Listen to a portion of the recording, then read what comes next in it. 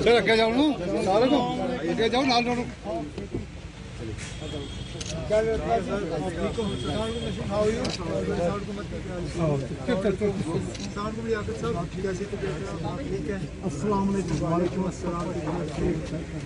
सलाम सर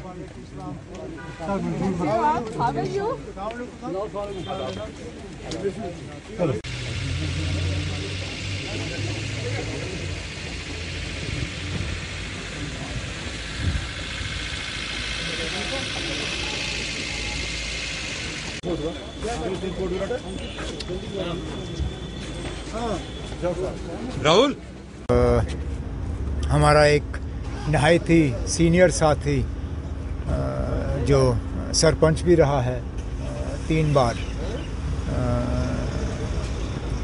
10-12 दिन पहले वो वफ़ात पा गए। हमारे ब्लॉक सदर थे नौशहरा में, वहाँ जा रहा हूँ ताज़ियत का इजहार करने। सिर्फ यही मकसद है आज इस प्रोग्राम का, और यहाँ आके अपने साथियों से मुलाकात करने का तो मौका हासिल हुआ ही है, तो हालात के बारे में थोड़ा सा जायज़ा लेने का मौका भी मिलेगा मुझे। आज शाम को वापस श्रीनगर चला जाऊंगा। सर, भाजपा के लोगों को जब भी कहा जाता है कि जम्मू कश्मीर में इलेक्शन करवाए जाए तो वो कहते हैं कि इलेक्शन कमीशन ऑफ इंडिया जब कहेगा तो इलेक्शन होंगे। क्या भाजपा तैयार नहीं है? ना, मैं अब इसमें बार बार पढ़ना नहीं चाहता हूँ। मैं थक गया हूँ इस सवाल का जवाब देते हुए। जाहिर सी बात है भाजपा तैयार नहीं है। तैयार होती तो इलेक्शन हो जाते। इलेक्शन कमीशन ने खुद कहा कि होम मिनिस्ट्री से उनको सिचुएशन के बारे में जानकारी मिलने के बाद ही वो इलेक्शन का ऐलान कर सकते हैं। उन्होंने अभी तक तो शायद वो जानकारी हासिल ही नहीं की।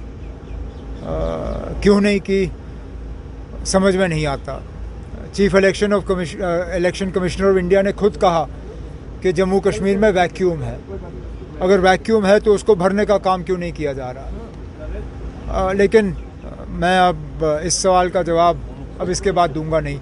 इलेक्शन होंगे तो होंगे, नहीं होंगे तो कोई नहीं ना। सर, 2024 को लेके फारूक साहब जिस तरह मरकज़ की कुछ जमातों से मुलाकात हो रही है, क्या मान के सकते हैं मरकज़ की तरह जम्मू कश्मीर के अंदर भी अलायंस में नेशनल कॉन्फ्रेंस इलेक्शन लड़ेगी? अब आपको क्या है अलायंस से, नहीं समझ में नहीं आता ना। अब इलेक्शन कहीं है नहीं, ब्यूगल कहीं बजा नहीं है, और हर बार यही सवाल उठता है अलायंस अलायंस अलायंस। ना, इलेक्शन का ब्यूगल बजने दीजिए, उसके बाद बैठ के हम मशवरा करेंगे।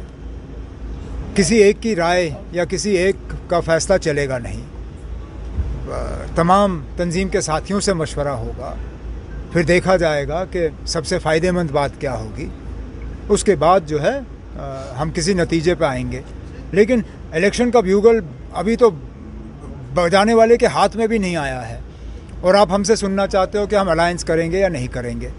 ना, ये कोई मकसद ही नहीं है इन सवालों का। इलेक्शन होने दीजिए, फिर देख लेंगे। मुगल रोड पे मुसाफिरों को जो है काफ़ी परेशान किया जाता है, वहाँ पे उनकी चेकिंग, उनकी आइडेंटिफिकेशन वगैरह, और काफ़ी घंटों वहाँ पे इंतजार करना पड़ता है। क्या कहेंगे इस मुद्दे पर? अब हालात ही कुछ ऐसे हैं। हालांकि हम इंतज़ामिया से उम्मीद करेंगे कि चेकिंग जल्द से जल्द हो, कि इसमें ज़्यादा टाइम ना लगे। लेकिन आपने खुद देखा पिछले दिनों इस इलाके के क्या हालात रहे, किस तरह यहाँ मिलिटेंसी बढ़ गई है।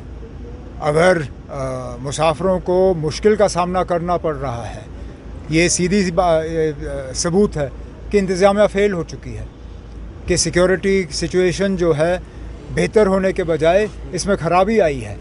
तभी तो जाके आज लोगों को मुश्किल का सामना करना पड़ रहा है, जो इससे पहले शायद नहीं करना पड़ रहा था। तो एडमिनिस्ट्रेशन को एक तो यहाँ के हालात जो हैं उन पर नज़रसानी डालनी होगी, और दूसरा उनकी कोशिश रहनी चाहिए कि लोगों को कम से कम तकलीफ हो। बदकिस्मती, मुझे अपनी बात ख़त्म करने दीजिए ना। बदकिस्मती से गवर्नर रूल में लोगों के और हुकूमत के दरमियान जो तालमेल है, उसमें एक अनबन सी हो जाती है, एक फासला आ जाता है। इसलिए हम कहते हैं कि directly elected government is always better than a nominated government. Nominated government में गवर्नमेंट को ये कोई उनको गम ही नहीं है कि लोगों को कोई परेशानी है या नहीं है। ये इस बात का नतीजा है। सर 2024 के इलेक्शन को लेकर जिस तरह भाजपा का दावा है कि जम्मू कश्मीर में उन्होंने डेवलपमेंट करवाई है, आप इसको किस नजरिए से देखते हैं? क्या डेवलपमेंट हुई है? इलेक्शन हो जाए खुद पता चलेगा क्या डेवलपमेंट सर है। 2024 के इलेक्शन को लेकर जिस तरह मरकज़ के अंदर सभी सियासी जमातें एक प्लेटफॉर्म पे आ रही हैं भाजपा के खिलाफ खड़ी हुई, क्या नेशनल कॉन्फ्रेंस भी उसका हिस्सा होगी? अब हमारा जम्मू कश्मीर के बाहर है क्या? हमने क्या कंट्रीब्यूट करना है ना इस रियासत के बाहर? कुल मिला के हमारी 5 सीटें हैं। हमारी 5 सीटों पे कौन सा तूफान होने वाला है दिल्ली में? हमने तो वैसे भी बीजेपी के खिलाफ लड़ना है, बाकी रियासतों में क्या होना है क्या नहीं होना है वो दूसरी बात है। मैं वैसे भी मतलब वो ठीक है, आगे जाके क्या मजबूरी बनती है वो दूसरी बात है, लेकिन मुझे कोई इन अलायंसों के से नेशनल कॉन्फ्रेंस को फ़ायदा या जम्मू कश्मीर को कोई फ़ायदा नज़र नहीं आया। और मैं बार बार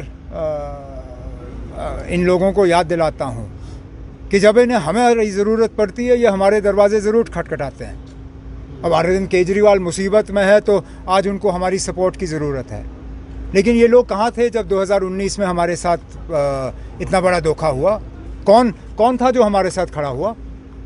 ये आज जो शोर कर रहे हैं, जो कहते हैं कि आइन को बचाओ, जमहूरियत को बचाओ, डेमोक्रेसी को बचाओ, ये थे कहाँ? हमारा वहाँ पे डेमोक्रेटिक मर्डर हुआ और इन्होंने चूं तक नहीं किया। क्या इन्होंने तो साथ दिया? कुल मिला के 3-4 पार्टियां हैं जिन्होंने हमेशा हमारा साथ दिया होगा। एक डीएमके, एक ममता बनर्जी टीएमसी, लेफ्ट की 2 पार्टियां। इन 4 को छोड़ के मुझे 5वां कोई दिखाइए जिन्होंने कभी भी पूरी तरह से हमारा साथ दिया हो। तो ठीक है ना, अब हम अपनी 5 सीटों पे बीजेपी का मुकाबला करेंगे, वो करें जो उनको करना होगा।